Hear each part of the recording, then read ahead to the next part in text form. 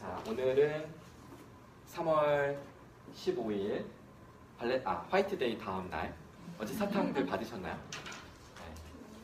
저는 이제 오늘 가서 주려고 요걸 이제 준비를 했어요. 이것도 받은 거예요. 네. 재활용하려고. 지난주에 우리가 이야기하던 거를 짧게 복습을 하고 그냥 오늘 나아갈 얘기를 더 나가도록 하겠습니다. 이런 이야기를 했었죠. 우리가 문제에 직면했을 때 문제에 직면하면 생각보다 많은 사람들이 그 문제의 영역 안에서 원인을 찾아서 해결하려고 되게 아웅다웅하면서 그런 경우가 되게 많아요. 생각보다 많은 사람이 그러는 것 같이 보여요. 왜냐하면 그렇게 하라고 늘 배워왔기 때문에. 근데 더 깊이 곰곰이 생각을 해보면 생각보다 더 많은 사람들이 심지어 우리 스스로들도 그러니까 문제를 그냥 벗어나면서 그냥 문제를 해결하는 경우가 되게 많다라는 이야기를 지난주에 같이 나눠봤습니다. 여러 가지 경우들을 이야기해봤죠. 실제로 문제가 발생하면 그 문제의 원인을 찾기 위해서 멈추어 서서 되돌아보는 사람들이 있고요. 왜 그럴까요? 원인을 찾아서 해결책을 도출하고 그 도출한 해결책을 그 문제에 적용함으로써 문제를 해결하려고 하는 거죠. 이런 사람도 있고요. 문제가 발생했을 때 어떤 사람은 원인을 개의치 않고 계속 전진하면서 문제를 해결하는 사람도 있다. 이렇게 두 가지 태도가 있다. 모든 사람들이 두 가지를 다 합니다. 그런데 어떻게 나누어지냐면 우리가 이때 이 왼쪽 거를 전통적인 학교 교육에서 가르쳐주는 합리 모델이라고 하는데요. 어떤 문제가 생겼을 때 이게 정말 실수하면 안 되는, 그리고 꼭 해결해야 되는 예를 들어서 막 소송사건 같은 거, 그러면 사람들이 되게 진지해지고 신중해지잖아요. 그러면 이런 프로세스를 가동시킵니다. 우리 머릿속에서. 그런데 그냥 일상 가운데 별로 부담이 없는, 굳이 꼭 완벽하게 해결되지 않아도 되는 이런 경우에는 오른쪽 이런 프로세스를 가동시킵니다.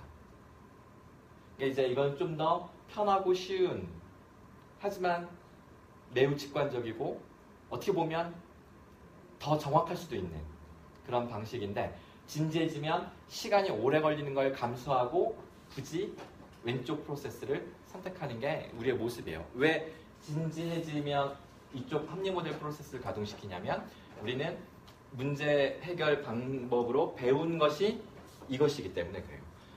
배운 대로 해야지. 이럴 때는 이런 생각을 하는 겁니다. 그래서 이때 우리가 어떻게 하려고 배웠지? 막 이런 생각을 하는 거죠. 그런데 생각보다 매우 많은 경우에 우리는 직관적으로 문제를 해결한다. 그래서 전통적으로 우리는 이 합리 모델을 배워왔는데 20세기는 그런 합리 모델 프로세스가 매우 잘 워킹했던 시대입니다. 그래서 20세기 산업사회를 지배했던 그런 패러다임을 합리 모델이라고 해요. 합리 모델 패러다임. 반면에 21세기의 많은 현상들이 합리 모델로 설명이 잘 안 됩니다. 창조 모델이라는 게 최근에 이제 부각되고 있는 거죠. 그래서 지난주에 이 차트를 보여주면서 진도를 나가다가 멈췄는데 오늘 이어서 할게요. 제가 나눠드린 이 차트를 보시면 키워드가 위에 쓰여져 있고 그 밑에 조금씩 약간의 여백이 있잖아요. 그렇죠? 그 여백에다가 메모를 하시면서 보시면 됩니다. 예를 들면 이런 것. 자, 코어퍼레이션. 20세기는 코어퍼레이션, 협동식으로 힘을 합쳤고요. 21세기 창조 시대는 코어퍼레이션이 아니라 콜래버레이션이다. 콜래버레이션은 협력이라고, 그러니까 사실 협력이나 협동이나 그렇게 우리말은 구별되거나 그런 게 아니에요. 근데 영어의 이 두 개념은 완전히 구별이 됩니다. 코어퍼레이션은 일을 빠르고 쉽고 정확하게 해결하기 위해서 그러니까 힘을 합치는 거예요. 그러니까 이제 빠르고 정확하게 하려면 일을 나눠야 되겠죠. 그렇죠? 서로 각자 잘하는 것으로 나눠야 됩니다. 하지만 콜라보레이션은 그 해결해야 될 과제가 누구도 잘 몰라요. 이게 나누어도 어떻게 나눠야 될지 모르는 거죠. 차라리 그냥 머리를 맞대고 뭐 같이 그 문제에 매달리는 겁니다. 그러면 생각지도 못했던 개인의 능력을 넘어서는 결과가 나온다. 이런 게 콜라보레이션이에요. 우리가 두 번째로 이야기했던 게 목표가 있느냐 아니면 목표는 그저 수단이냐 이런 걸로 구분을 했었는데요. 합리 모델에서는 목표는 반드시 기본적으로 있는 거예요. 왜냐하면 모든 교육이 목표에서부터 시작하니까. 목표가 없으면 교육도 없어지는 것처럼 느껴지죠. 그렇죠? 목표가 없는 교육. 아직 머릿속에 떠오르지 않는 그런 거죠. 근데 우리가 일상을 살아가는데 매 순간순간의 행동이 어떤 목적을 위한 행동일까요? 그런 행동이 더 많아요? 아닌 행동이 더 많아요? 하루 일과 중에? 아닌 게 더 많을 것 같죠. 그렇죠? 굳이 계산해보지 않아도. 네. 일단 목표부터 시작하는 교육은 효과성과 효율성이 매우 중요한 개념입니다. 예를 들어 볼게요. 저쪽에 목적지가 있고 제가 거느리는 많은 우리 그 멤버들이 있는데요. 내가 어떤 팀장이나 어떤 리더로서 이 많은 일군의 무리들을 저 목적지까지 데려가야 돼요. 근데 이 무리에 리더가 나만 있는 게 아니라 서로가 리더를 하려고 해요. 지금 우리나라는 오늘 발표됐잖아요. 5월 9일 날 대선을 치르겠다고. 심지어 그날이 이제 공휴일이에요. 안타까운 건 그날이 화요일이라는 거죠. 네. 오늘이 수요일인데. 여하간 그 대선 주자들이 서로 뭘 가지고 이제 텔레비전에 막 토론 같은 거 이제 할 거예요. 그러면 뭘 가지고 그렇게 서로 막 토론하고 논쟁을 할까? 우리들은 그들을 하는 말을 듣고 뭘 판단할까요? 대한민국이 가야 될 방향성은 거의 뭐 분명한 것 같아요. 그런데 누구의 정책이 더 우리가 원하는 그 목적지까지 정확하게 데려다 줄 거냐, 더 효율적으로 데려다 줄 거냐, 이걸 따지겠죠. 그렇죠? 그리고 그들은 자신의 정책이, 자기의 공약이 훨씬 더 효과적이고 효율적이라는 걸 증명하려고 할 겁니다. 그게 목표에서 시작하는 모든 프로세스의 기본, 그러니까 키워드, 핵심 개념이에요. 반면 창조시대는 효율성, 효과성은 존재하지 않는 개념입니다. 왜냐하면 세상에 어떤 것이 나타나야 되는데 그것은 미리 목표로 설정될 수가 없어요. 왜냐하면 미리 목표로 설정된 게 딱 산출물이 나온다는 것은 우리가 예상한 것이고 그거는 계획을 세울 수 있었다는 건데 창조성은 뜻하지 않은 곳에서 나타나는 거예요. 그렇기 때문에 계획을 세울 수 없습니다. 그리고 효과성, 효율성을 논할 수 없는 거죠. 자, 그 다음 세 번째.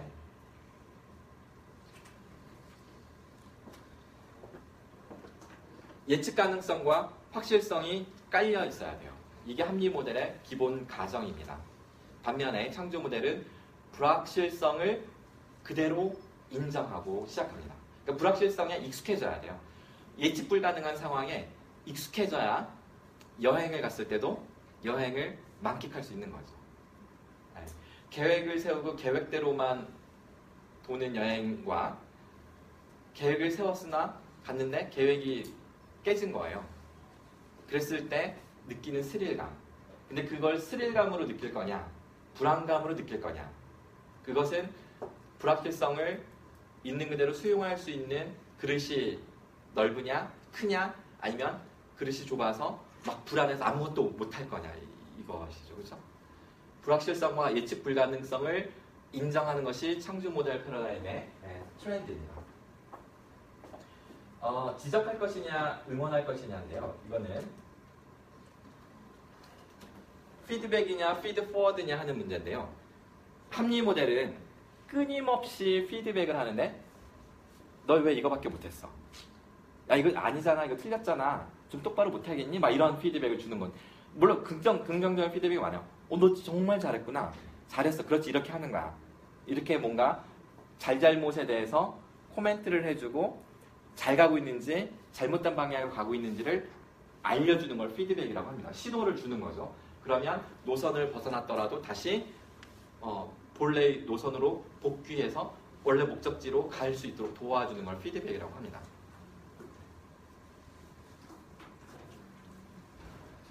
피드백을 받는 입장은 실수나 실패하지 않으려고 매우 소극적인 시도를 하게 돼 있어요.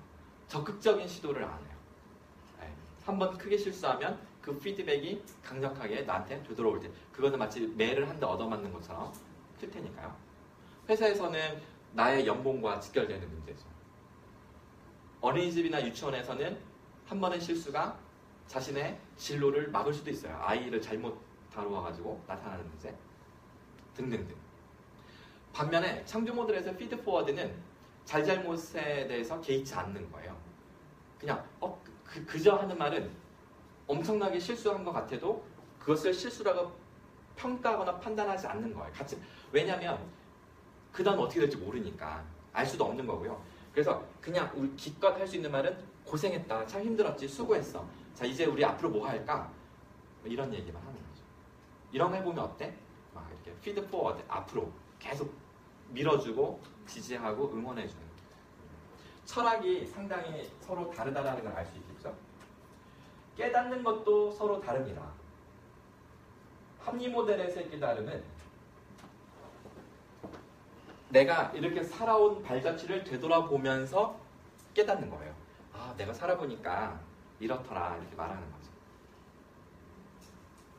반면에 창조 모델에서의 깨달음이란 낯선 곳에 적극적으로 뛰어들고 낯선 사람들과 부대끼면서 얻어내는 깨달음을 아웃사이트라고 합니다. 인사이트는 내 경험이 풍부할수록 인사이트가 커져요. 그리고 학자들도 어떤 세계적인 어떤 이론을 만들어내는 학자들 있잖아요. E는 MC 제곱, 아인슈타인, 관성의 법, 떨어지는 사과를 보고서 통찰을 한 거예요. 뉴턴, 만유인력을 찾아내죠. 이런 것들은 소위 인사이트라고 하는 거고요. 인사이트는 경험이 있어야지 되고 그 경험들을 끊임없이 머릿속에서 재구성하다가 어떤 기가 막힌 패턴이 쫙 맞춰지면 퍼즐이 맞춰지면 유레카를 외치는 거예요. 왜 고대 그리스 아테네 시절인가요? 왕이 아르키메데스를 불러다가 이 금으로 만든 왕관이 진짜 순금인지 아닌지를 밝혀내라. 어떻게 해요?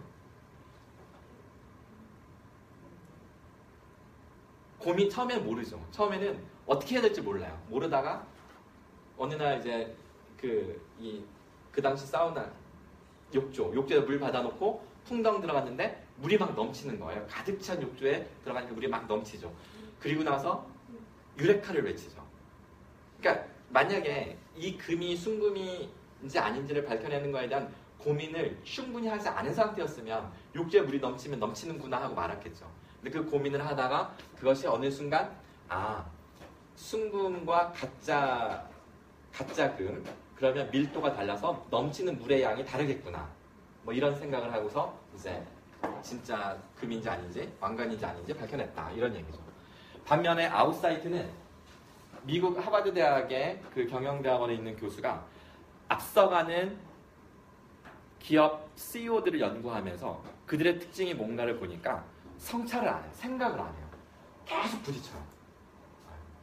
그러면서 뭔가 자꾸 얻어내고 그것을 경영에 반영하고 그러면서 계속 앞서가는 거죠. 이 사람은 언제 생각하는 게 생각이라는 게 이런 거예요. 아무리 CEO라 하더라도 성찰해야 될 시간이 있어야 될 것 같잖아요. 이렇게 잔잔한 호숫가에 차를 세워놓고 탁 내려서 옆에 벤치 딱 세워놓고서 이렇게 잔잔한 호수를 바라보면서 생각을 하는 거예요. 소위 말하면 이게 인사이트를 얻어내는 시간인 거죠.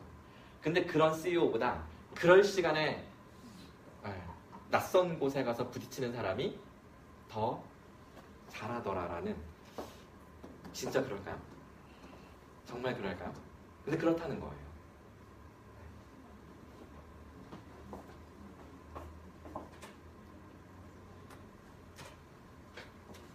합리 모델은 왜 피드백을 하냐면 검증하는 겁니다. 검증. 분석을 하는 것, 목표를 미리 세우는 거는 검증을 다 거친 거예요.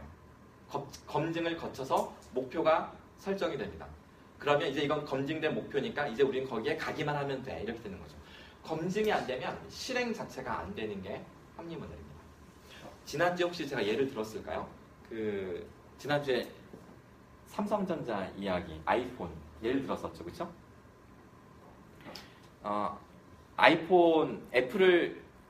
그러니까 아이폰을 만든 애플에 대항하기 위해서 구글에서 안드로이드라는 그 새로운 스마트폰용 프로그램을 가지고 삼성전자를 찾아왔어요. 왜 삼성전자를 찾아왔다고요?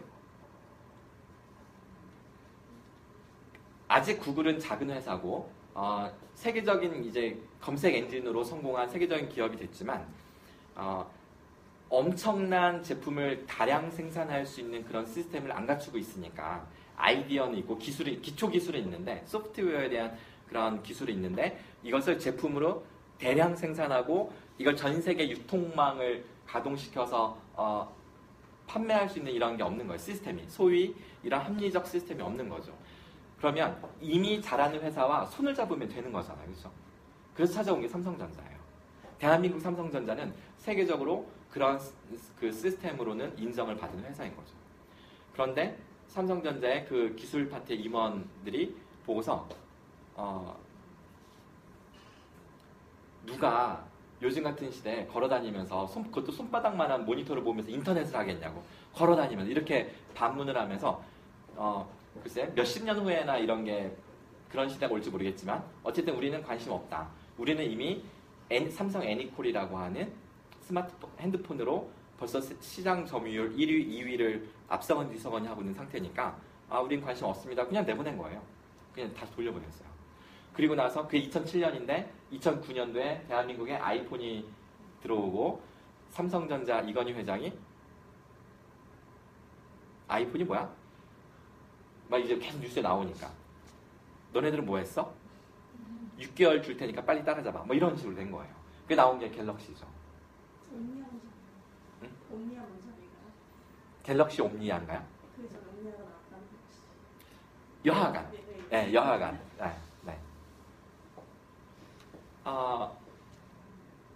그리고 삼성전자 이야기를 하나 더 해볼게요. 삼성전자가 얼마나 이 시스템이 강력한지 이걸 얼마나 인정을 받고 있는지를 보여줄 또 다른 사례는 2014년도 10월 15일 날 페이스북의 CEO, 젊은 CEO죠. 올해 이제 34살밖에 안 돼. 마크 주커버그가 대한민국에 페이스북에 전 세계에 있는 모든 임원을 다 대동해서 대한민국에 방문하는데 모든 임원이 한 번에 움직인 최초의 사건이래요. 그날이. 왜 왔을까요? 삼성전자 이재용 부회장과 면담을 이렇게 미팅을 하려고 온 거예요. 이제는 구글이 옛날에는 왜 아이폰 때문에 애플이 막 뭔가 세계의 어떤 트렌드를 주도했는데 지금은 구글이 가상현실 기기 예를 들어서 뭐 이렇게 무슨 안경 같은 걸 쓰면 마치 고글, 스키장에서 쓰는 고글 같은 걸 딱 쓰면 가상현실 세계에 내가 움직이는 대로 이 앞에 화면이 막 움직이는 거예요. 그럼 막 스키도 탈 수 있고 총쏘기 놀이도 할 수 있고 뭐라도 할 수 있는 이런 제품을 구글이 지금 가장 앞서가고 있어요. 그러니까 이제는 또 애플과 구글이 있으면 페이스북이 거의 뭐 3위, 4위 기업으로서 막 치고 올라가는 기업인데 본인들의 기술이 있는 거예요.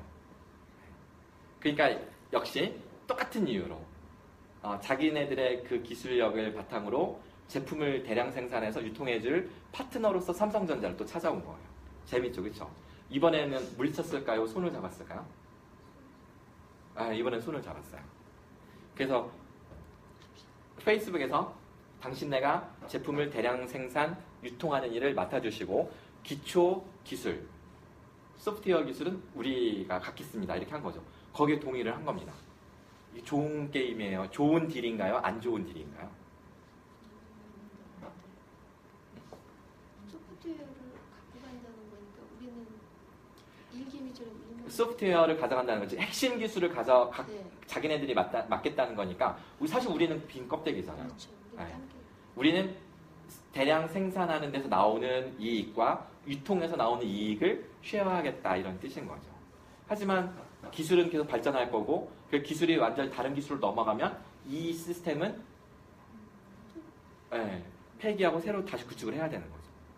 이게 합리 모델의 운명입니다. 대한민국 삼성전자가 걸어가는 길인 거죠.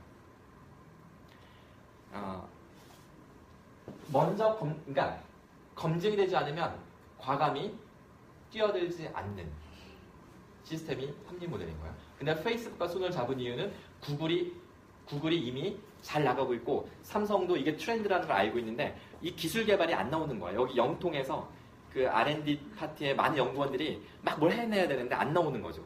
근데 페이스북이 제안하니까 옳거니 하고 딱 잡는 겁니다. 네. 하지만 창조 모델에서는 아주 정말 말도 안 되는 아이디어를 누군가 얘기하면 해봐, 괜찮아, 막 이렇게 해보는 거예요. 일단 해보고 왜냐면 아이디어 차원에서 알 수가 없어요. 해봐야지만 아는 겁니다. 그러면 생각지도 못한 길들이 열릴 수 있다는 거예요. 지난주에 여기까지 했었죠. 이 복습만 하는데도 시간이 꽤 걸리네요. 시작 질문이 뭐냐면 이 프로세스를 가동할 때 제일 먼저 걸리는 질문이에요. 예를 들어서 실무진에서 대표님 시장 분석을 다 이렇게 했고 이런 제품이 잘 될 것 같은데 우리 이런 거 해보면 어떨까요? 이런 제품을 런칭해보죠. 그러면 CEO가 딱 하는 말이 그걸 우리가 왜 해야 되는데? 그게 우리 회사에 지향하는 가치와 맞아? 내 이 기업을 만든 나의 설립 이념에 부합해? 날 설득시켜봐. 막 이런 식이에요. Why? 왜 해야 되냐? 명분을 제시해라고 하는 거죠. 대한민국은 명분 없으면 아무것도 못해요. 명분에 살고 명분에 죽는 국가죠. 창조 모델에서는 Why not? Why not? Why not이 뭐냐면 안 될 게 뭐 있어? 해봐. 오케이, 굿. 네, 이런 뜻입니다. 실무자가 이게 트렌드가 이런데 이런 아이디어 그러니까 뭐 좋은 아이디어가 안 나와서 막 CEO 앞에서 막 쫄아가지고 사실은 제 부하 직원이 이런 말도 안 되는 얘기를 했는데 아직 그 정도 수준이다 그러면은 그게 왜 말이 안 돼? 해봐. 막 이렇게 하는 거예요. 대표적인 우리 이 얘기를 하니까 생각나는 하나의 그 현대 그 정주영 전 그 회장의 에피소드가 하나 생각이 나는데요. 서해안의 어떤 간척지를 개간했던 일이 있었어요. 새만금? 그게 이제 유조선을 막아가지고 이제 뚝을 쌓은 건데요.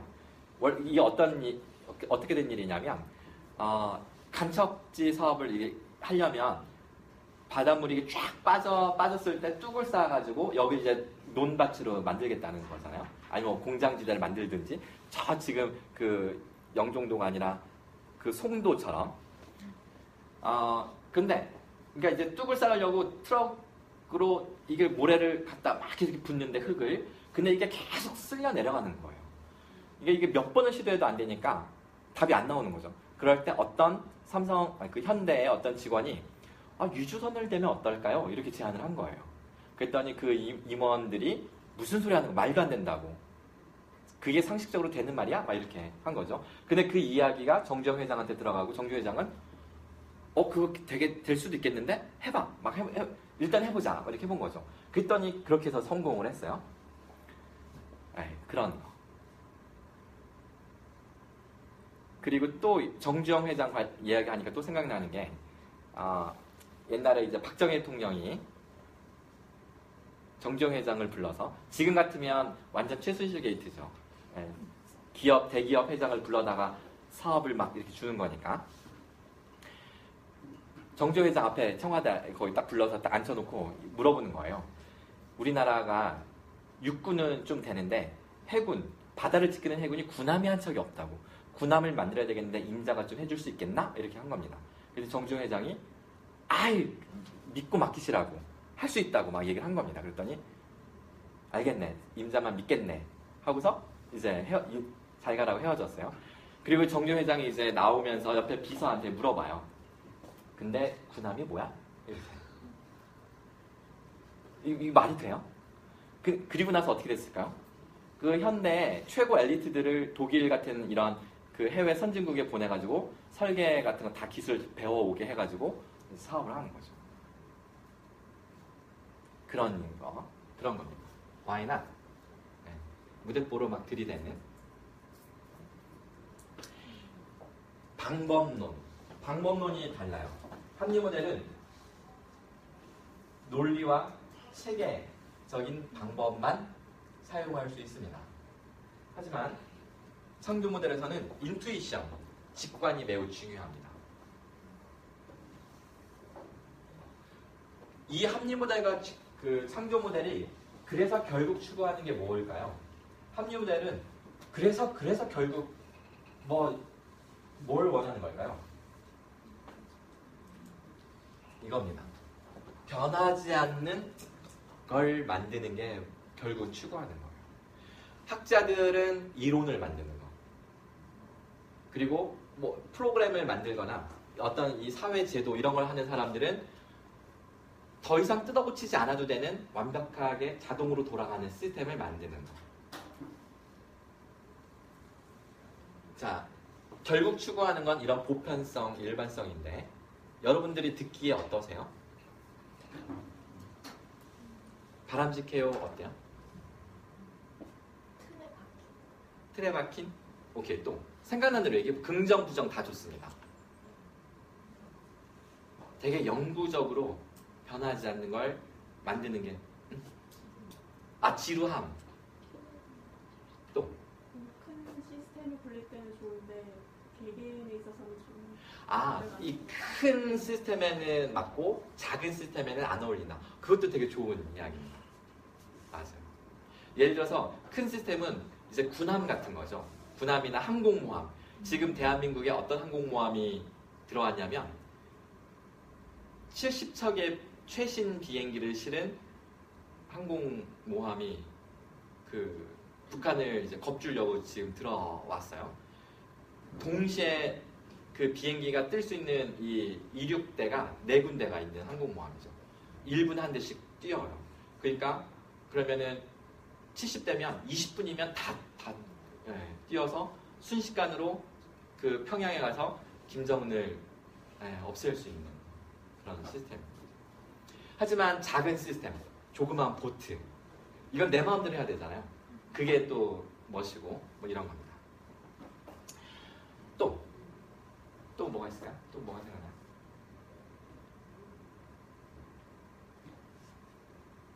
어떻게 보면 표현하자면 지금 공산주의 같은 느낌?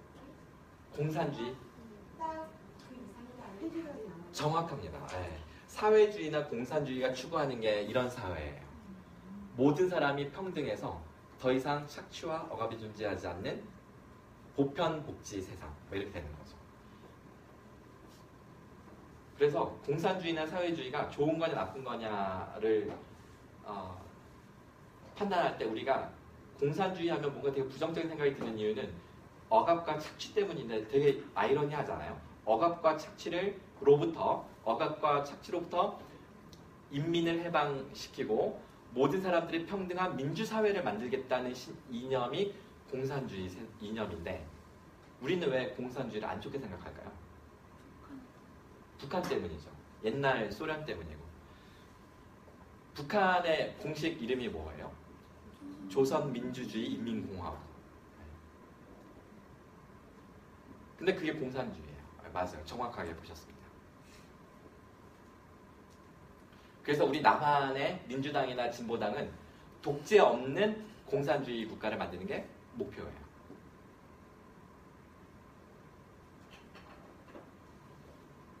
가능할까요? 그러면 이제 why not? 이라고 시도를 해보는 거죠. 네.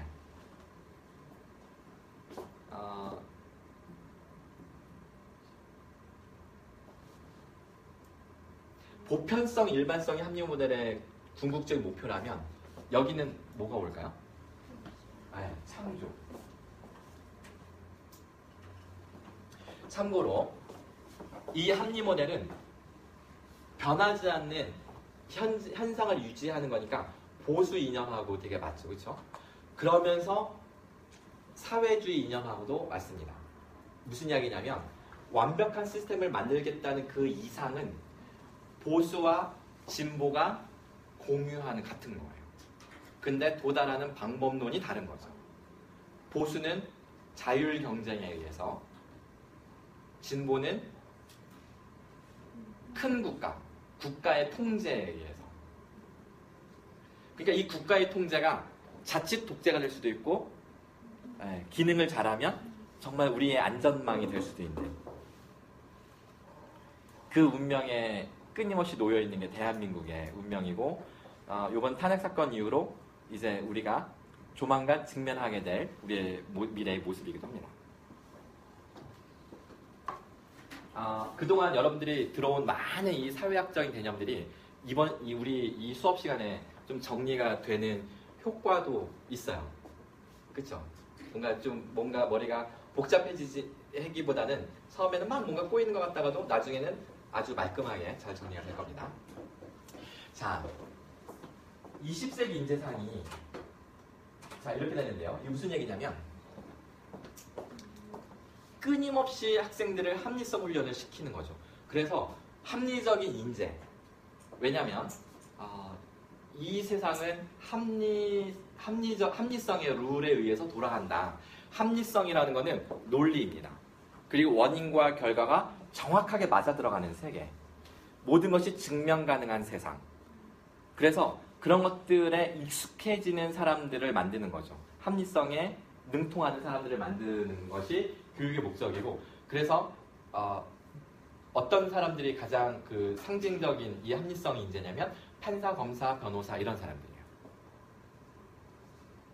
요번에 그 탄핵 정국에서 그 텔레비전에 제일 많이 등장한 얼굴, 특검에 맨날 그 보도하는 그 특검보 있잖아요. 이모 특검보 나와가지고 맨날 얘기. 그러면 이제 시골에서는 이제 야 너도 그러니까 요새는 이제 그 사시가 없어지고 이제 로스쿨이죠. 그래서 너도 저런 법조인이 되라 막 하죠.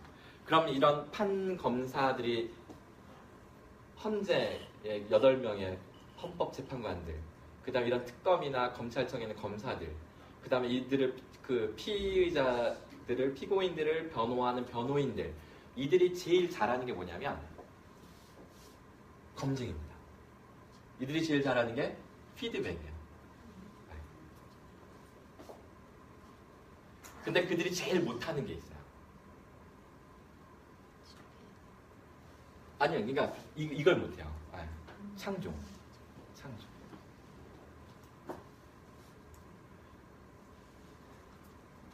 20세기 산업사회에서는 공장이 매뉴얼대로 돌아가는 그런 시스템이기 때문에 이런 합리적인 인재가 매우 필요했고, 이 사회, 우리나라는 법치국가죠. 법치국가는 이 법이라는 것이 합리적인 룰, 합리적인 제도, 합리적인 어떤 시스템적인 규범, 규칙들의 총집합체잖아요. 따라서 그런 법치국가나 산업시대, 시스템 사회에서는 합리적인 인재들이 매우 필요합니다. 왜냐하면 그들이 이 시스템을 잘 돌아가게끔 딱 요소에 박혀서 일을 해줘야 되거든요. 우리나라에 거의 1000만 명에 가까운 공무원들이 그 역할을, 공무원이 몇 명이지? 1000만 명씩 아닌데? 100만 명인가? 그렇겠죠? 갑자기 왜 숫자가 헷갈리지? 100만 명이라고 칩시다. 그럼 그런 공무원들이 하는 일이 이런 거예요. 이 우리나라의 거대 시스템에 하나의 요소에 박혀서 시스템이 잘 돌아가도록 하는, 마치 어떤 그 스위스 정밀 손목시계 속에 보면 엄청나게 시스템이 복잡하잖아요. 그 속에 하나의 아주 작은 나사가 돼서 그 나사 하나 빠지면 시계가 안 돌아가잖아요. 그런 역할을, 그런 인재를 길러내는 게 교육의 목적이었다면 21세기는 그게 아닙니다. 그 순간순간 처하는 상황들을 예민하게 반응해서 민첩하게 반응하는, 대응하는 인재를 길러내는 게 이제 20세기의 트렌드가 되어가고 있습니다. 만약에 우리 교육이 이쪽 맥락 민감성을 함양하는 이런 역할을 조금이라도 해왔더라면, 사실 이 만약이라는 말이 이 창조 모델에서는 사실은 if 이런 말 안 합니다. 가정 같은 거 안 해요. 가정은 합리 모델에서 하는 거고요. 왜냐하면 계산을 해야 되기 때문에 추론을 해야 되니까 하는데 여기는 추론 따위 없습니다. 하면 하는 거고 안 하면 안 하는 것이기 때문에 그럼에도 불구하고 제가 가정을 붙여보는 것은 세월호 때 아이들이 좀 더 민첩하게 뭐라도 하지 않았을까 라는 생각을 해보는 거죠. 사실은 그 세월호 사고 때 전 세계적으로 특히 우리나라에서 가장 자괴감을 느낀 직종이 있어요. 첫째는 교사고 둘째는 교수들이에요. 교수들 중에 특히 교육학자들. 우리가 할 수 있는 게 아무것도 없어. 그러니까 사고가 났으니까 그러면 이런 사고를 방지하기 위해서 그럼 앞으로 우리가 무슨 교육을 더 시켜야 돼? 막 이런 얘기를 해야 되잖아요. 근데 할 게 없어라고 말을 해요. 그러니까 이 말을 잘 들어보셔야 돼요. 자, 엄청난 비극이 발생을 했습니다. 그러니까 우리 교육자들이 뭘 좀 못한 것 같아요. 그럼 앞으로는 이렇게 교육을 합시다라고 말을 해야 되는 게 있어야 되잖아요. 그런데 우리가 할 수 있는 게 아무것도 없어. 이렇게 말을 하는 거예요. 머릿속에 답이 없다는 거예요. 이게 정말 놀라운 일입니다.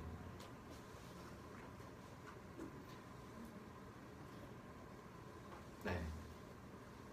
그래서 많은 학자들이 세월호 이전과 이후가 달라질 것이다. 교육학이. 근데 아직도 답을 아무도 내놓지 못하고 있는 현실이죠. 왜 그러냐면 교육학은 교육 현상을 합리성으로 설명하고 합리성으로 해결하려는 모델이에요. 그러니까 할 수가 없는 거예요. 이 답을 낼 수가 없는 거죠. 근데 사실은 우리가 교육학 이론만 보면 답이 안 나오는데, 그러니까 학자들은 이론에 매몰되어 있기 때문에 답이 안 나오는데 그냥 일상을 살아가는 우리 일반인들은 되게 쉬워요, 이 문제가. 그런 사고가 났을 때 세월호뿐만 아니라 어디 가서 무슨 사고가 나더라도 살아남는 사람들과 잘 못 살아남는 사람들이 되게 가방끈이 길수록 못 살아남고 그렇지 않으면 잘 살아남아요. 세월호에서도 화물 운전기사가 15명이 타고 있었는데 그들은 모두 살았어요. 자기들만 쏙 빠져나온 게 아니라 심지어 수십 명의 학생들을 같이 살려내면서 나왔어요. 그리고 세월호에서 470명이 타고 있었는데 무려 170명이 나가지 말라는 방송이 나옴에도 불구하고 나왔죠. 470명에 170명이면 예를 들어서 우리 중에 뭐 한 요만큼은 나온 겁니다. 3분의 1이 나오는 거고 3분의 2는 그러니까 3명 중에 한 30명 중에 10명 우르르 나가는데 나머지 20명은 쟤네들 위험해, 쟤네 왜 나가 하면서 있는 거예요. 검증이 안 된 것에 대해서 실천하는 것에 대한 막연한 두려움이 있는 겁니다. 방송 나가지 말래잖아 라는 거죠. 수능에서 모범생이라서 전혀. 빠져나온 170명 중에 모범생이 없을까요?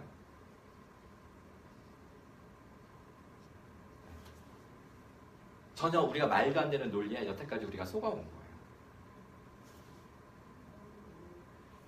만약에 그 방송을 보는 이제 엄마와 대학생 아들이 있다고 쳐볼게요. 이쪽 두 집안이 있는데 한 집안은 박사까지 한 엄마와 대학생 아들. 여기는 초등학교도 제대로 졸업하지 못한 엄마와 아들. 야, 저 헬리콥터 떠있고 쟤네들 도대체 뭐 하는 거냐? 해경 시스템 왜 엉망이야?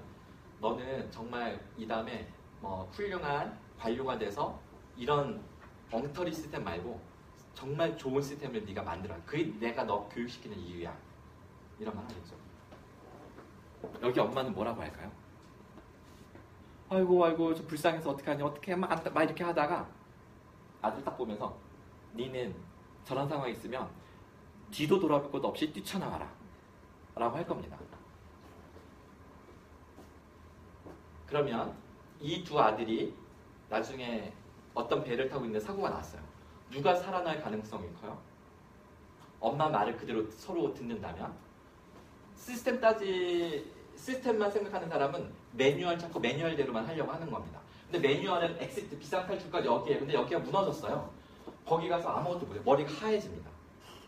근데 이쪽은 뒤도 돌아오지 말고 내가 살아날 곳이 어딘가 끊임없이 탈출구를 찾으면서 자신의 본능적 직관에 의존해서 살아나올 수 있을 거예요. 우리가 히트치는 대박치는 영화의 주인공들은 한결같이 이런 캐릭터입니다. 이런 캐릭터는 늘 방해꾼으로 등장해요. 아시죠? 그렇죠? 이해되시죠? 무슨 말인지? 그런 영화가 히트치는 이유는 우리가 충분히 공감할 수 있기 때문에 그런 거죠. 그래서 우리 삶이 어떤 삶이 행복한 것이냐에 대한 이야기도 서로 달라요. 합리 모델에서는 의미가 있는 삶이야말로 행복이다. 가치가 있어야 된다. 의미와 가치를 되게 중요하게 생각합니다. 하지만 창조 모델에서는 즐거움과 의미가 통합된 더욱더 실제적인 행복을 이야기를 하죠. 그러면 왜 합리 모델에서는 재미가 걸러질까요? 재미를 추구하다 보면 의미가 상실되고 이런 생각을 했기 때문에 그래요. 그런데 최근에 많은 행복에 대한 연구들이 제가 있는 서울대학교 행복연구센터에서도 하고 있고요. 재미와 의미가 서로 기능은 좀 다르지만 아까 우리 아까 제가 지금 말하려고 했던 거는 앞 시간에 보여드린 거네요. 여러분 좀 이따 보여드릴 겁니다. 의미와 즐거움은 같이 간다. 그리고 분리되지 않고 통합된다. 이런 연구 결과들이 계속 이제 보고되고 있습니다. 자, 이렇게 해서 여태까지 우리가 알고만 왔었던 합리 모델, 그리고 일상적으로 내가 모르는 내가 알고 있는 창조 모델. 여기서 내가 모르는 내가 무슨 뜻이냐면 앞에 나는 의식하는 나고요. 뒤에 나는 본능적인 나예요. 내가 모르는 내가 아는 창조 모델. 본능적인 나는 알고 있어요. 하지만 의식을 하는 순간 내 의식은 이쪽으로 쏠리는 거죠. 무슨 말인지 감이 오세요? 네. 그래서 이 두 가지 모델을 배울 건데요. 여태까지 교육학에서는 이쪽만 가르치고 이쪽만 훈련을 시켜왔다면 우리는 학기 전반부에 이걸 배우고 학기 후반부에는 새로운 트렌드를 배우면서 좀 더 균형 있는 그런 삶을 지향할 수 있도록 그렇게 해보도록 하겠습니다. 이 차트가 한 장짜리지만 한 학기 전체의 흐름을 요약하고 있는 거라서 잊지 마시고 그래서 보시기 바랍니다. 그리고 시험 때도 이걸 근간으로 나올 거고 나중에 종합시험 보실 때도 교육공학을 선택하시는 분들은 이 문제가 나올 거예요.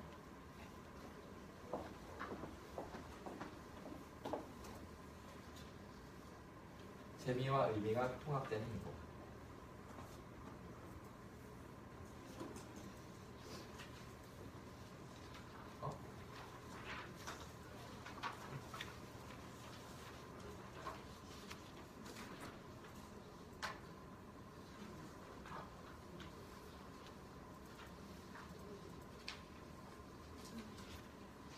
이게 이미지가 깨져서 이게 지금 뭐가 나와야 되는데 안 나오네요. 합리 모델의 대표적인 모형, 매우 체계적이고 절차적인 프로세스가 있는 그림을 보여드리려고 했는데 그 모델이 우리가 소위 폭포수 모델이라고 합니다. 여기를 보시면 워터폴 모델, 워터폴, 폭포수. 무슨 얘기냐면 분석이 끝나야 그 다음 설계를 할 수 있어요. 설계가 끝나야 개발을 할 수 있고 개발이 끝나야 실행할 수 있고 실행이 끝나야 평가를 하게 됩니다. 이 모든 절차가 순서대로 만약에 앞 단계에서 문제가 생기면 쭈르륵 문제가 생겨요. 작년에 삼성전자에서 7조 원의 손해를 보았던 갤럭시 노트 7 사태가 그런 거죠. 어디서 시작됐는지 모르지만 한번 무너지면 재앙이 되는 그런 시스템이 합리 모델의 대표적인 프로세스고 아마 여러분들은 어디선가 들어봤을지 모르겠지만 분석, 설계, 실행, 개발, 실행, 평가 뭐 이런 거 익숙하죠? 이런 얘기 되게 불편하지 않잖아요. 그렇죠? 익숙하잖아요. 그런데 21세기는 이런 분석, 설계, 실행 이런 전체 프로세스의 어떤 청사진이 나온 다음에 검증하고 실행하는 그런 것이 아니라 아이디어가 있으면 일단 실행합니다. 그리고 그 실행된 결과를 토대로 또 그 다음 단계를 결정하고 실행을 합니다. 완전히 다른 모델이에요. 그래서 이거를 에자일 모델 이런 표현도 쓰는데 여기 써있죠. 밑에 보면 뭐 어댑티브 모델, 뭐 인투이티브 모델 이렇게 돼 있는데 agile, AGILE 이 단어가 민첩한 이런 뜻이에요. 민첩성을 강조하는 모델. 그래서 여러분들이 한 번도 들어본 적이 없을 그런 모델들을 배울 겁니다.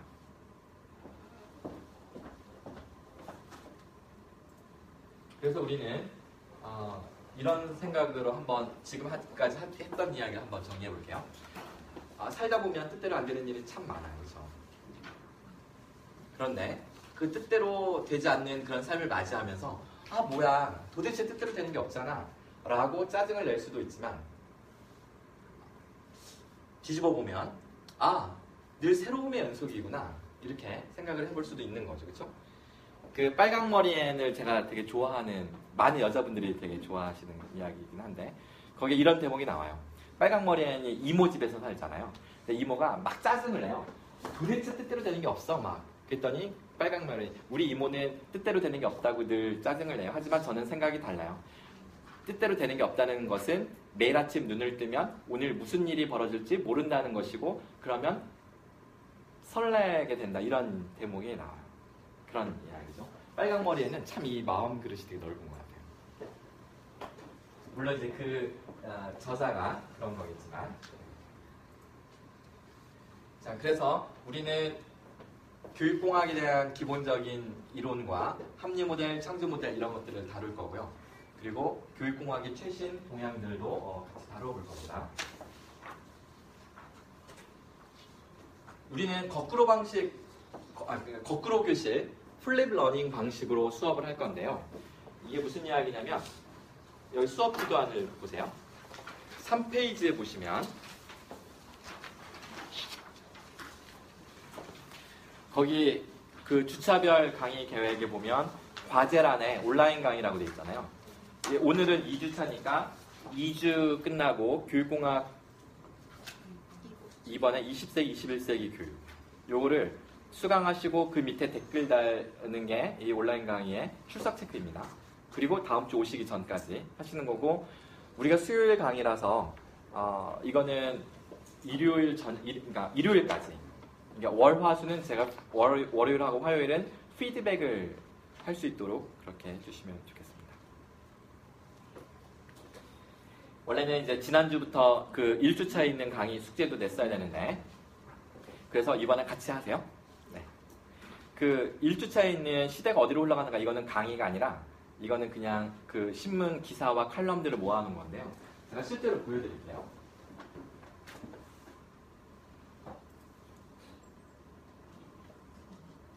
자, 이 컴퓨터가 좀 느려서 인터넷 뜰 때 좀 오래 걸립니다.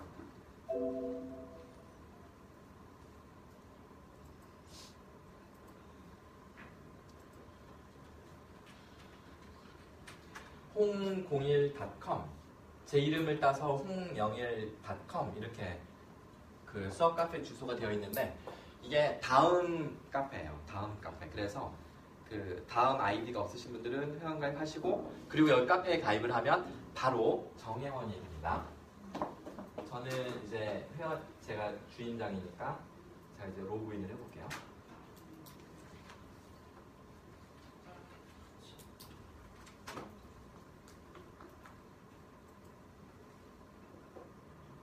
자 여기 가면 왼쪽에 교육공학 게시판이 있어요. 여기 교육공학 게시판 강의 교육공학 그러면 이렇게 많은 글들이 있는데 이 중에 99번이 여기 있네요. 지난주에 원래 예정됐었던 요걸 들어가면 이런 식으로 이게 다 그 링크예요. 이렇게 클릭하면 해당 기사나 칼럼으로 넘어갑니다. 이 중에 2개만 읽고 이렇게 댓글을 다시는 거예요. 지금 박지훈 학생이 댓글을 달았네요. 그죠? 근데 이게 하나만 달려있는 게 아니라 그 밑에 1페이지부터 6페이지까지 쭉 있네요. 보면 이런 식으로 엄청 많죠. 자, 이 강의를 인하대학교, 서강대학교, 수원대학교 이 세 학교에서 같이 이번 학기에 똑같은 수업을 진행을 하기 때문에 매번 같은 시기에 서로 막 댓글 달기 경쟁처럼 이제 할 겁니다. 보면 아 서강대 교육대학원은 질문다운 질문을 하네. 수원대는 더 만만치 않네. 막 이렇게. 그리고 제가 읽어보면서 필요한 저의 댓글이 필요하면 달고 이렇게 하겠습니다. 그 다음에 20세기, 21세기도 하시면 되겠습니다. 항상 제가 이렇게 원래는 맨 위에 이렇게 하이라이트로 뽑아 이렇게 끄집어 내놓기 때문에 여기서 바로 들어가셔도 돼요. 20세기, 21세기. 그리고 한 주 더 빨리 나간 학교가 있어요. 개강을 일찍 해가지고. 네. 요 뒤에 달린 숫자가 지금까지 달려있는 댓글의 숫자예요. 이전 학기, 전전 학기에 막 이렇게 들었던 학생들. 자, 그래서 이렇게 이 강의를 수강을 하시면 제가 여러분들에게 기대하는 강의의 목표가 있습니다. 우리가 이제 스마트 교육 관련된 기능들도 배울 거고요. 되게 쓸모가 있을 겁니다. 그리고 21세기 교육 트렌드를 제대로 알고 자신의 삶에 잘 적용해서 아까 말씀하셨던 지루하고 반복적이고 깝깝한 인생이 아니라 좀 더 융통성 있고 직관적이면서 창의적인 창조적인 삶을 살아갈 수 있는 그런 지혜로운 인자가 되면 좋겠다라는 매우 소박한 바람을 가지고 있습니다.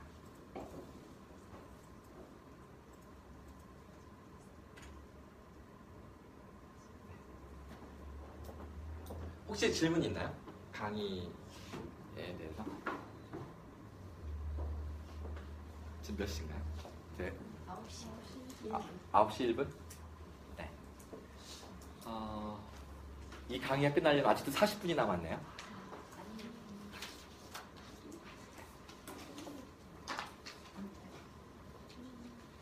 지금 한 5분 쉬었다 해야 될 것 같죠? 그렇죠? 제가 모기에 완전 맛이 가서 잠시 딱 5분 쉬었다가 뒤에 아주 빠른 속도로 진행하도록 하겠습니다. 잠깐 쉬었다 갈게요. 네, 두 번째 시간을 시작하도록 하겠습니다. 지금 제가 띄워놓은 슬라이드는 이번 겨울방학 때 그 초등학교 임용 전 교사, 그러니까 임용고시 붙고 교사 발령 받기 전 교사들 특강한 내용 중에 그 중에 제가 오늘 일부분을 갖고 와서 제가 여러분들하고 공유하고 싶은 게 있어서 이제 이야기를 하려고 하는데요. 지금 제가 보여드리는 이 글은 어떤 종류의 글일까요? 한번 쭉 읽어보세요.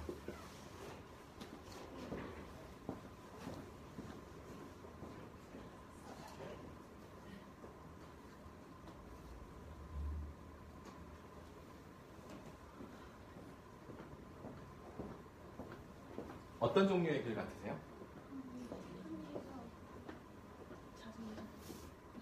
유서요, 유서. 네. 이 글을 서울대 그 학내 게시판에 올려놓고 SNS에 널리 퍼뜨려주세요라고 남기고 자취방 옥상에서 자살한 서울대 학생의 글입니다. 작년 이맘때 일이에요. 1년 조금 이제 더 지났는데 이 글을 읽고 어떤 생각이 혹시 드시나요? 네. 이 친구가 이렇게 되게 길어요. 이게 길고 이 친구가 이제 이 글을 쓰면서 계속 이렇게 메탄올을 마시고 있었나 봐요. 취하려고. 그 중간에 나오는 부분인데 제가 일생 동안 추구했던 가치는 합리입니다. 그런데 그 합리라는 게 논리 연산의 결과. 그러니까 이 세상은 이러한 법칙으로 돌아가는 세상이라고 자기는 믿었던 거예요. 그리고 자기는 그 논리에 맞게 그래서 더 공부하고 세상을 더 합리적으로 이해하려고 애를 써온 거죠. 그런데 이 세상의 합리가 자신이 믿어온 합리와 다르다. 그런데 보면 그것도 나름 또 합니다. 세상도 또 그것도 합리, 세상의 논리가 또 있는 거예요. 그래서 이 친구는 그런 합리적인 그런 또 다른 그런 합리, 자기의 신념과는 다른 방식의 합리로 돌아가는 이런 세상에 나는 별로 살고 싶지 않다. 이게 나의 선택이다. 이렇게 이야기를 하는 겁니다.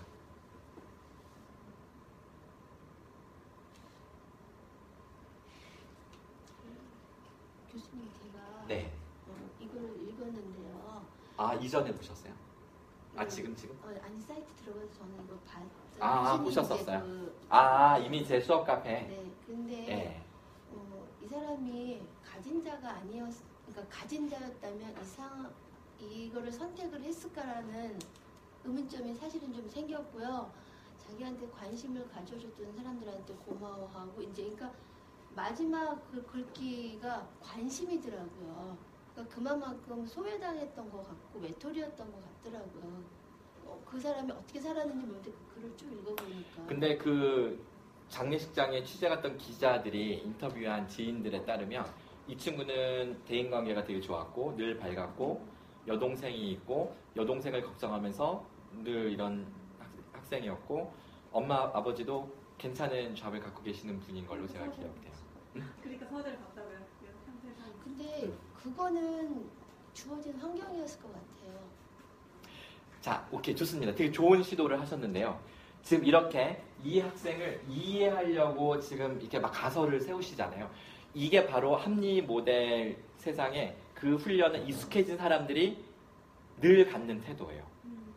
저거는 이런 상황이 아니었을까? 자꾸 이렇게 이해를 시도하는 거죠. 설명하고 싶은 욕구가 생깁니다. 본인의 틀에서 이해하고 싶어 하는 거잖아요. 뭐 본인의 틀이든 아니든 간에 어쨌든 설명 가능한 방식으로 해가지고 이게 이해가 돼야지 내 마음이 편해져요.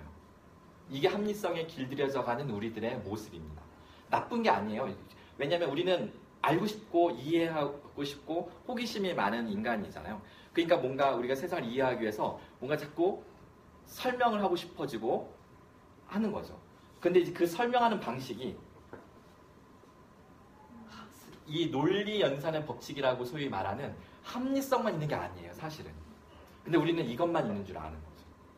이 친구가 예를 들어서 가진 자 집안이 아닌 환경이 그렇지 않으면 그것이 원인이 되어 결과적으로 이렇게 될 수 있다는 이 설명이 가능하잖아요. 근데 그게 아닐 수도 있어요. 우리가 살아가는 방식은 항상 인과론적, 원인에 따른 결과로서 세상이 돌아가는 것처럼 배웠지만 아닐 수도 있다는 놀라운 이야기를 우리가 지금 하고 있는 겁니다. 창조 모델이 그거예요. 근데 어쨌든 좋은 시도를 하셨고 오늘 이 이야기를 이끌어가기 위한 좋은 자극이 되어주셔서 감사합니다. 네. 이런 게 우리 수업에 필요해요. 아마 지금 여러분들도 평소에 말 한마디 안 하시던 분들도 어느 순간 이렇게 막 말하고 있는 자신의 모습을 발견하시게 될 거예요.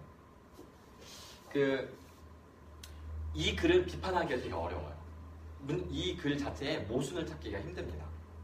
그리고 심지어 이 학생이 자신의 이 유서 어딘가에 이런 말도 써요. 사실은 내가 1년 전에 이와 비슷한 글로 리포트 글쓰기 과제를 했는데 되게 잘 썼다고 칭찬까지 받았다는 이야기까지 나와요. 그런 이야기라서 완벽하죠. 문제가 없습니다. 이 친구에게 이런 선택을 하지 말고 이 세상에 버틸 이유가 있어 라고 혹시 얘기해 주실 분 계신가요? 아니면 딱히 뭐 해줄 말은 없고 그렇다고 참 이거 난감하네 그래도 그냥 죽는 걸 구경하고 계실 건가요? 합리성은 논박하기 되게 어려워요. 논리가 치밀해서 이게 판검사, 변호사들이 추구하는 거예요. 그들의 삶이. 우리도 배운 만큼 이런 논리를 추구하는 거예요. 부부싸움 붙으면 특히 남편들이 논리로 승부를 걸려고 합니다. 아내들은 논리가 딸리면 뒤집어 엎어버리죠. 고정관념 아닌가요? 아니 저희 집 얘기예요. 저희 집. 저희 집안 얘기입니다. 네. 여자가 가방끈이 긴 경우는 그게 뒤집어지는 경우가 있는 것 같아요. 이것도 고정관념이에요. 네, 저랑 하나 관련이 별로 없다고 생각합니다. 네, 오케이, 네 동의합니다. 가끔 제가 이렇게 말도 안 되는 약간 좀 뭐랄까, 약간 단정적인 어조로 말을 할 때가 종종 있는데 그거는 제 생각을 계속 이렇게 풀어가기 위해서 사용하는 하나의 수사학적 표현이니까 교수님 거 너무 단정적 아닌가 이런 거에 제동 걸리시면 안 돼요. 그런 건 알아서 새겨 들으시고 중요한 거는 전체 흐름과 논조를 따라오시고 하시면 됩니다. 저는 제가 제 생각을 더 명료하게 하기 위해서 일부러 이런 생각이지만 그렇다 이렇게 막 표현을 막 하면서 말을 해요. 꼭 그 점 꼭 새겨 들으시기 바랍니다. 자, 어쨌든 딱히 할 말은 없고 그런데 뭔가 아닌 것 같고 그렇죠. 근데 저는 이런 생각을 갖고 있어요. 우리가 합리성에 매몰되면 매몰될수록 이런 논리를 펼치기가 수월해지고 결국은 합리성에 매몰된 우리의 최종의 모습이 되게 이와 같지 않을까. 소위 늘상 반복되는 삶 속에 우리의 모습이 결국은 이런 게 아닐까 이런 생각을 하면서 좀 다른 관점에서 이 점을 생각해 볼 수 있는 데이터를 여러분들께 공유해 보도록 하겠습니다. 제가 있는 서울대학교 행복연구센터에서 했던 그 조사 결과 중에 하나인데요. 무슨 일을 할 때 행복한가를 조사를 한 거예요. 그런데 무엇을 할 때 행복하냐 이렇게 묻지 않고 무엇을 할 때 얼마나 즐거우냐 그리고 얼마나 그게 의미가 있냐 이렇게 구분해서 물었어요. 왜 이걸 행복하냐고 직접 묻지 않고 이걸 나눠서 물었냐면 어떤 사람은 즐거울 때 행복하다 그러고 어떤 사람은 의미가 있을 때 행복하다고 하잖아요. 이게 다 달라요. 똑같이 행복하다고 하는데 누구는 즐거워서 누구는 의미가 있어서 그러니까 이게 서로 막 다르니까 아예 같이 물어서 이거를 X축, Y축으로 표현하면 한 번에 이걸 다 볼 수 있는 거예요. 세계 최초의 시도였습니다. 그랬더니 예를 들면 이런 거죠. 여행을 할 때 즐거움과 의미 점수가 되게 높아요. 이런 식으로 쭉 조사해보니까 산책, 운동, 자원봉사, 수다 떨기, 식사 자 이런 식으로 그러면 뭔가 이렇게 어떤 패턴이 보이세요? 우리 미술 교육 전공 어떤 패턴이 보여요? 위에서 누군가랑 다른 사람과 함께 할 수 있는 그때서는 혼자서? 혼자 있는 왜요? SNS, 문자, 전화 다 어쨌든 딱 대면하지 않고 혼자서 하는 그러네요. 이거는 뭔가 좀 혼자 떨어진 공간에서 대화하는 거고 근데 그거는 제가 딱히 미술 교육 전공에게 물어볼 이유는 비주얼적으로 패턴을 물어본 건데 그 의미를 해석을 하신 거예요. 그렇죠? 좋습니다. 어쨌든 좋은 해석이에요. 근데 비주얼적으로, 시각적으로 네 맞아요. 이렇게 분포하고 있다는 거죠. 그렇죠? 그 얘기는 뭘 의미하냐면 즐거운 거는 의미도 있고 즐겁지 않으면 의미도 없고 이게 즐거움과 의미가 같이 가는 패턴을 보여준다는 걸 나타내기도 합니다. 그런데 신기한 거는 공부 같은 거 의미는 있는데 즐거움이 없어요. 이런 거는 이런 정상적인 패턴에서 벗어난 매우 비정상적인 우리를 매우 괴롭게 하는 겁니다. 네. 어떤 사람은 저는 공부가 재밌었어요. 뭐 수능 1등 하면 저는 교과서만 봤어요. 전 공부가 재밌어요. 막 이런 얘기 하는데 그러면 그 사람은 천상 적성이 그거죠. 이런 경우는 적성이 아닌 일에 정말 의미 부여하면서 억지로 버티는 거죠. 자, 버텨야 돼요? 말아야 돼요? 아까 우리 그 유서 남긴 그런 친구가 이 사회 현실은 자기가 이렇게 의미만 부여하면서 버틸 이유가 없다고 생각을 했던 케이스일 수도 있다. 이런 생각이 드는 거죠.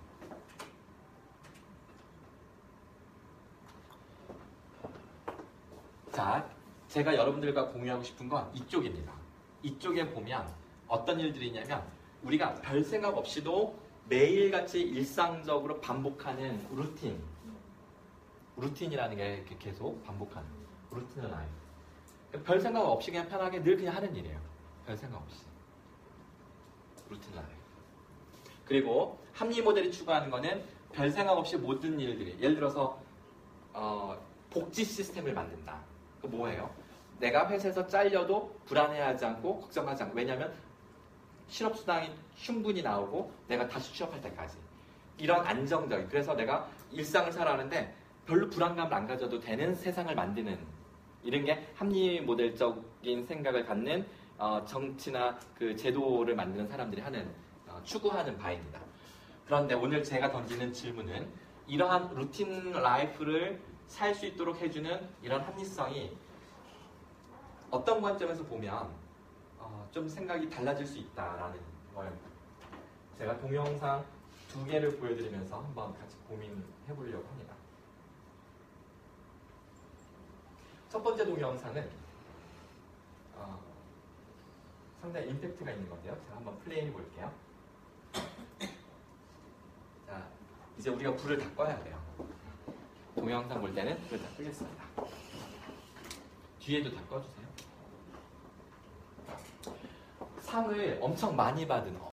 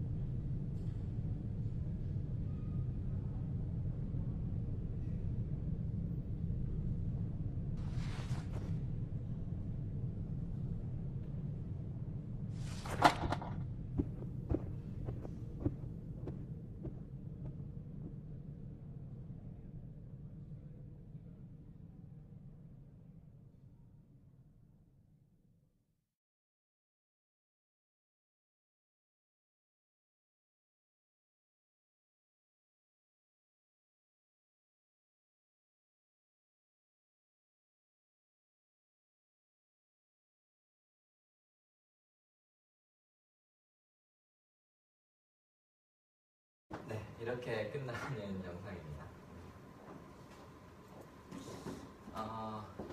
이게 이제 영어로는 deploy라고 해서 그 고용 뭐 이런 뜻인데요. 뭐 이 영상에 대해서 생각하는 거는 이제 다 각자 나름대로 다 의미가 다르게 느껴지겠습니다만, 저 같은 경우는 이걸 보고서 우리가 살아가는 이 거대한 시스템, 이 세상이라고 하는 혹은 사회라고 하는 이 거대한 시스템에 제각각 자기 역할에 맞추어서 그 역할을 수행하기 위해서 하루를 다 보내고 있구나. 이 사람 아까 그 주인공 신발 털이기 역할 딱 끝나면 저녁에 퇴근하겠죠. 그 다음날 똑같은 일상이 반복이 되겠죠. 그리고 뭐 집에서 이렇게 의자나 식탁 역할 했던 사람들도 퇴근했다가 그 다음날 또 출근해서 그 역할을 하겠죠. 이러면서 그랬던 거죠. 어떠세요? 무슨 생각이 드세요? 근데 저는 이게 이제 2008년도 건데, 저는 이걸 2011년인가 2년인가 그쯤에 이 영상을 우연히 이제 봤어요. 보고 우리 집에 그 당시 이제 막 6살, 8살인 아이들한테 보여주니까 너무 재밌어하고 막 킥킥거리고 웃는 거예요. 아이들이야 뭐 모르니까. 그래서 이제 저는 이걸 보고서 되게 무거웠지만, 저는 집에 퇴근하면 항상 집사람이랑 늘 신혼 때 다툰 게 뭐냐면, 이 옷을 딱 벗어서 저는 이렇게 그냥 이렇게 옷걸이에 그냥 딱 걸쳐놓고 말거든요. 왜냐면 예를 들어서 이불도 아침에 일어나면 또 필 거니까 저는 잘 안 개거든요. 아침에 일어나면 안 개거든요. 집사람은 그걸 도저히 못 견뎌 하면서 맨날 싸웠죠. 이걸 딱 아이들이 보고 너무 좋아하니까 제가 그 다음에 딱 퇴근해서 이걸 자켓을 딱 벗어서, 야, 인간 옷걸이! 그럼 애들이 네! 하면서 손을 쫙 뻗어요. 이렇게 딱 걸쳐주면 지네들이 가서 옷장에 넣어놓고 막 그랬던 생각이 나는 이제 그런 영상인데, 제가 최근에 이 강의를 하다가 5년 전에 보았던 이 영상이 갑자기 생각이 나서 힘들게 다시 검색을 해가지고 찾았습니다. 이게 상을 많이 받아서 그런지 검색하는데 1시간 검색하니까 금방 찾아지더라고요. 그 두 번째 영상을 하나 공유할게요. 자, 이거는 이 영상의 제목 자체가 더 루틴입니다. 주부가 나올 건데요. 재밌습니다. 배경음악도 되게 좋아요. 다만 한 가지 이제 경고사항은 심장이 약하신 분들은 좀 깜짝 놀랄 장면이 좀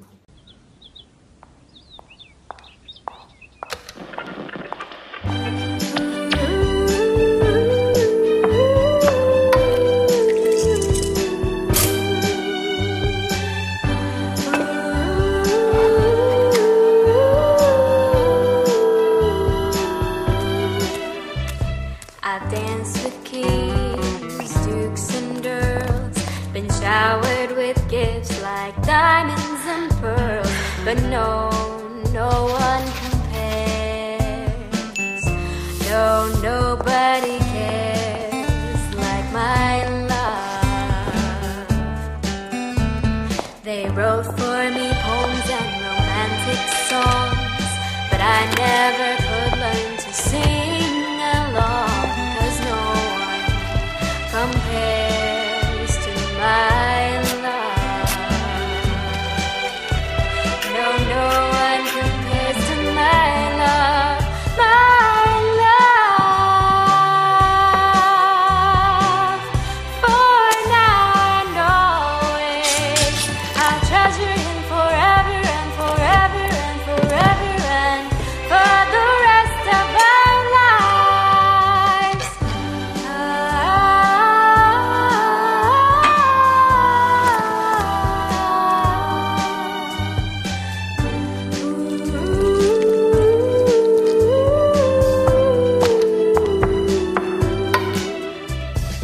Some girls like men with great riches and art, but I chose the one who is richest in heart, and no one compares to my love, and no one compares to my love, my love. For now always, I'll treasure him forever and forever and forever and for the rest of our lives.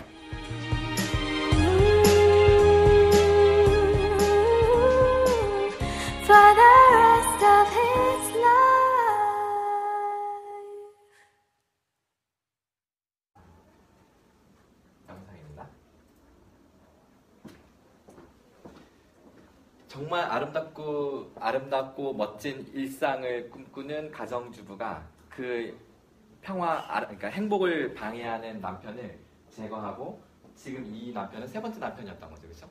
네. 네 번째 희생양이 또 누군가 되겠죠. 우리가 꿈꾸는 완벽한 합리적 시스템 사회가 이런 삶이 아닌가에 대해서 교육도 마찬가지예요. 이상적인 교실은 아이들이 선생님의 통솔에 완벽하게 통제되는 교실이 되겠죠. 선생님이 아이들이 웃어주었으면 하고 기대할 때 선생님의 적절한 자극에 대하여 아이들이 기가 막힌 타이밍에 리액션을 해주고 모든 게 시나리오대로 완벽하게 돌아가는 어떤 학생이 만약에 그 분위기를 깬다 그러면 이 남편처럼 되어야만 되는 거예요. 그러니까 뭐 생명이 오가는 이런 거 아니더라도 쉽죠. 너 나가 있어 이런 거. 너 벽 보고 서 있어 막 이런 거. 간단하잖아요, 그렇죠? 이게 이 앞 클래스에서 진행하는 교직 실무반의 그 교직의 이해. 지금 현대 20세기 합리 모델 사회에서의 교직은 그런 모습을 완벽하게 설계하고 실행할 수 있는 능력자. 그게 교직이에요. 21세기 창조 모델에서의 교직은 다르게 개념화되어야 될 필요가 있겠죠, 그렇죠? 이 교육공학 시간에 배우는 것도 마찬가지입니다. 오늘 여기까지 하고요. 다음 주에 그 온라인 강의 일주일차에 써 있는 거 댓글 달아오시되 언제까지 한다고요? 일요일까지 하시면 되겠습니다. 그 사이에 아마 제가 카톡방 개설해서 인사할 수도 있습니다. 수고하셨습니다. 감사합니다. 네.